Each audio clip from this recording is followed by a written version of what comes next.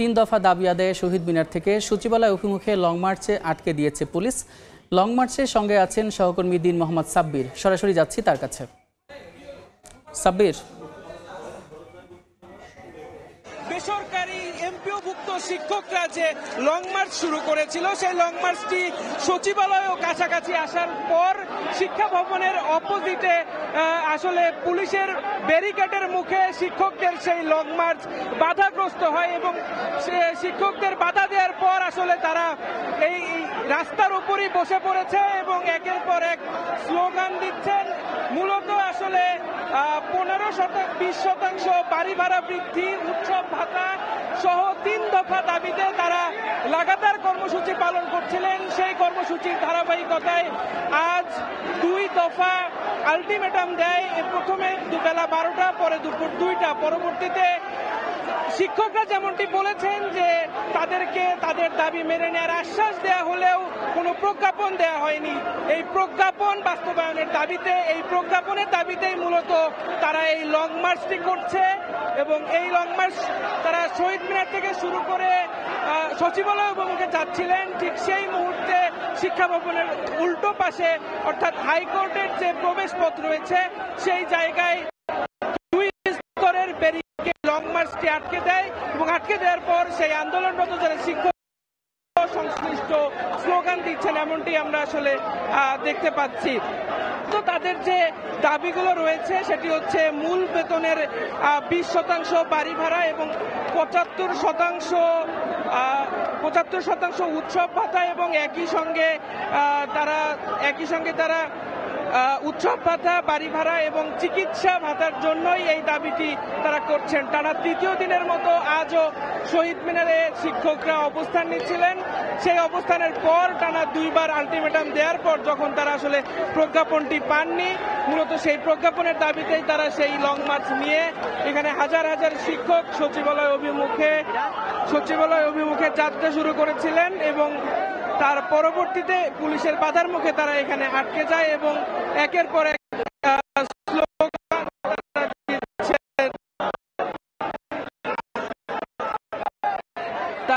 Slogan দিচ্ছিলেন।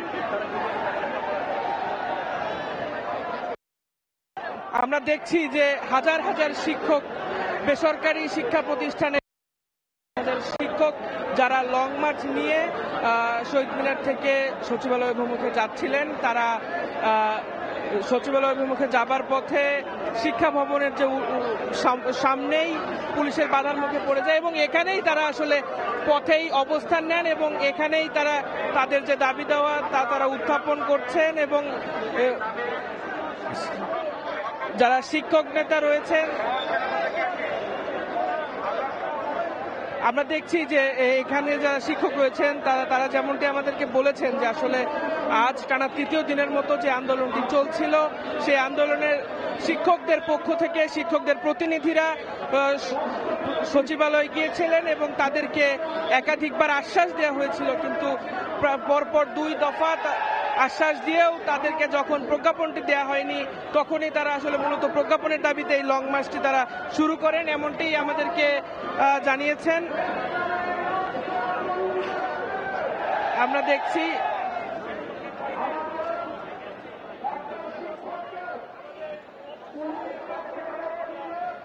শিক্ষকরা যেমনটি আসলে বলছিলেন যে আসলে তাদের দাবি আদায় না হওয়া পর্যন্ত তারা তাদের এই আন্দোলনে অনড় অবস্থানে থাকবেন এবং মূলত আসলে যে আশ্বাস, শুধু আশ্বাস দিয়েই নয়, তারা আসলে প্রজ্ঞাপন নিয়ে বাড়ি ফিরবে এমনটি তারা স্লোগানে জানিয়ে দিচ্ছেন। আমরা আপনাদেরকে দেখানোর চেষ্টা করছি যে দোয়েল চত্বর থেকে সচিবালয়ের যে সড়কটি, পুরো সড়ক কানায় কানায় শিক্ষকদের উপস্থিতিতে ভরে গেছে এবং স্লোগানে শিক্ষকরা তাদের যে আন্দোলনের বিষয়বস্তু সেই বিষয়বস্তুগুলো তুলে ধরছেন।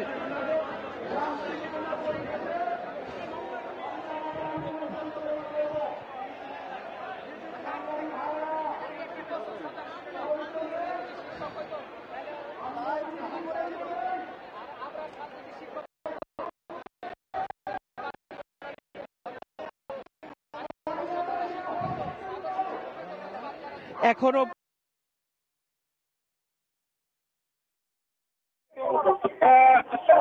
শিক্ষকরা তাদের এই লং মার্চে আসলে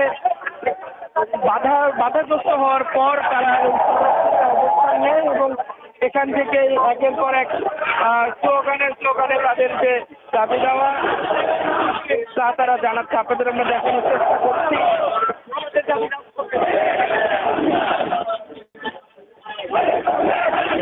এক পাশে পুলিশ এবং অপর পাশে শিক্ষকরা অবস্থান নিয়েছেন এবং শিক্ষকরা তাদের এই লং মার্চটি আসলে